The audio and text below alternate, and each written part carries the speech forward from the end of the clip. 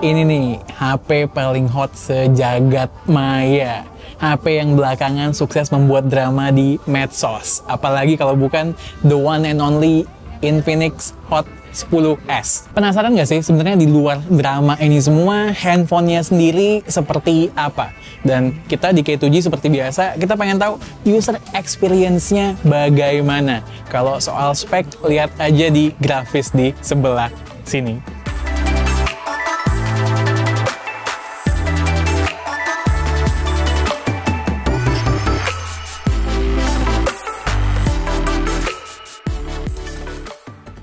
Ya memang judulnya edisi Special Mobile Legends, di belakangnya ada tulisan segede gaban, Legendary. Gue nggak ngerti kalau berhasil kill terus di ML tanpa mati-mati, Legendary namanya. Tipikal pemain di segmennya lah ya, body plastik, tapi sayangnya plastik di sini terlihat plastiki banget gitu. Karena berkilau-kilau dan ada pola tipis mirip diamond. Kalau ditambah kotor-kotor karena cap jari, makin kelihatan berantakan tuh bodinya. Secara dimensi gede, berat di atas 200 gram. Di tangan bener-bener kayak lagi pegang talenan. Susah banget, operasi satu tangan. Bahkan dengan tangan gede kayak gue gini. Fingerprint sensornya di belakang akurat dan cepet. Problemnya, kombinasi antara ukuran handphone yang besar dan peletakan fingerprint sensor yang terlalu ke atas bikin hal ini susah diraih dengan jari. Fix nih, yang tangannya kecil bakalan PR banget. Hal lain yang berhubungan dengan desain, triple slot, speakernya standar aja. Di bagian atas ada LED putih yang bakal nyala ketika charging dan micro USB slot. Ini nih yang bikin PR, secara charger dan kabel gue entah kemana dan gue kesulitan nyari micro USB cable di rumah. Udah USB-C semua cuy. Masuk ke display, layarnya masih IPS standar lah ya, entry level. Bezel masih cukup tebal dengan water drop notch, kesan jadulnya tuh masih berasa.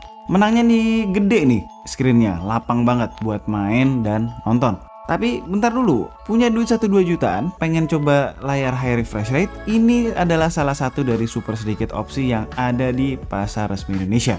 Handphone entry level, layar 90Hz. Goks. Tapi in reality, di mata kita bisa melihat stutter di sana-sini. Nggak kuat dia, stabil jalanin 90 fps di UI. Sayangnya resolusinya mentok di 720p doang nih. Yang ketika dilihat di layar sebesar ini berasa lah ya nggak tajamnya karena pixelnya nggak rapet.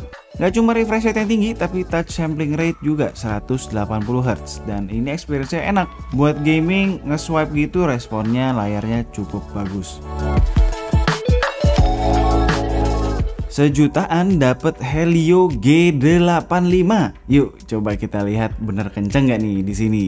Antutunya versi 9 dapat 240 ribuan, Geekbench single core 360-an, multicore 1300-an. Gini, gue tahu handphone ini di boxnya ada si Chow dari Mobile Legends. Tapi mohon maaf nih, gue udah nggak main Mobile Legends, udah migrasi ke LOL Wild Rift. Nah, di LOL dengan settingan serba medium pun ternyata nggak bisa manteng di 60 fps. Masih fluktuatif. Supaya benar-benar enak, gue harus turunin beberapa setting jadi low. Yang menarik nih, ada fitur Game Zone yang standar lah ya diperuntukkan untuk bikin kita tambah fokus di gaming. Tapi ada satu fitur yang lumayan jarang gue temuin nih. Di sini kita bisa mapping volume up dan down button ke satu action di dalam game. Kayak handphone gaming yang punya trigger button gitu jadinya. Walaupun jelas nggak akan seberguna di handphone gaming beneran yang trigger buttonnya kiri kanan, menurut gue ini adalah ide yang cukup bagus. Paling harus sedikit khawatir ya, tombol volumenya jadi lebih dull duluan aja. Di keseharian gue nggak menemukan problem berarti dengan performance. Kalau soal stutter sesekali, nggak running stabil di 90 fps di UI, itu masih wajar di range harga segini. Kalau ada satu hal yang berasa adalah tipe storage yang masih eMMC. Asli, berasa loh pelannya kalau lagi ngopi file, loading apps berukuran besar, atau pas lagi restart HP. Buset, nunggunya sih berasa lama nih. XOS norak banget ya kita nggak pernah nyobain XOS UI ini. Menurut gue ini UI yang menarik loh, jujur. Simple, khas dengan usability yang bagus. Fitur-fitur tambahannya pun cukup lengkap.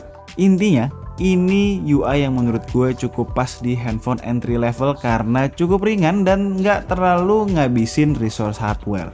Satu fitur yang gue selalu cari di sebuah launcher, kapabilitas untuk menggunakan third party icon packs dari Play Store pun ada di sini. Kalau ada komplain mungkin soal bloatware yang cukup banyak di awal kali ya.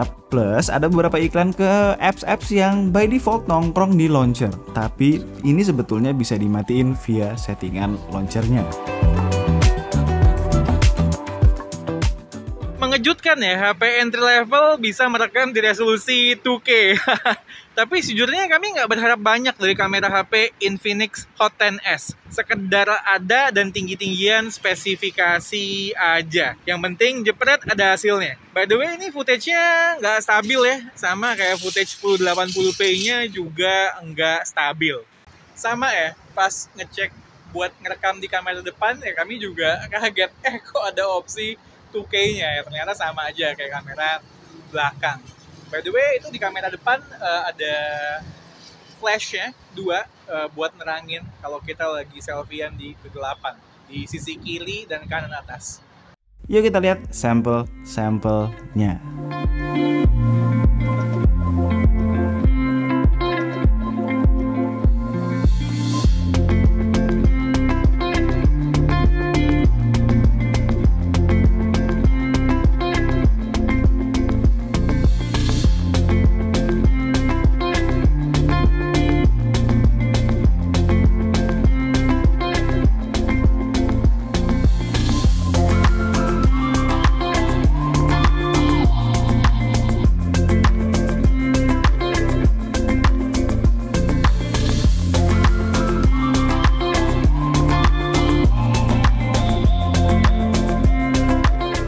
Baterai 6000 mAh buat push rank sih mantep banget, bisa 6-7 jam kalau nonstop.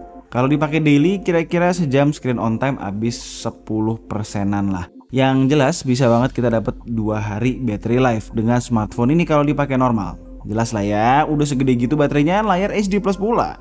Walaupun mantep banget keawetan baterainya, sayangnya cuma dikasih charger 10 watt yang by the way nggak tahu hilang kemana nih. Ngisi 0-100% lama banget, kurang lebih 3 jam. Infinix Hot 10s ya, intinya sih masih sama ya kayak yang kami bilang di video rekomendasi HP lebaran waktu itu. Ini adalah handphone entry level yang menarik, terutama buat penggunaan sehari-hari yang terasa begitu light UI dibandingkan handphone entry level lainnya yang pernah kami coba. As always, kalau kalian suka dengan video ini boleh klik like, share, dan subscribe. Kalau mau tanya-tanya mengenai handphone yang satu ini boleh drop komen di bawah.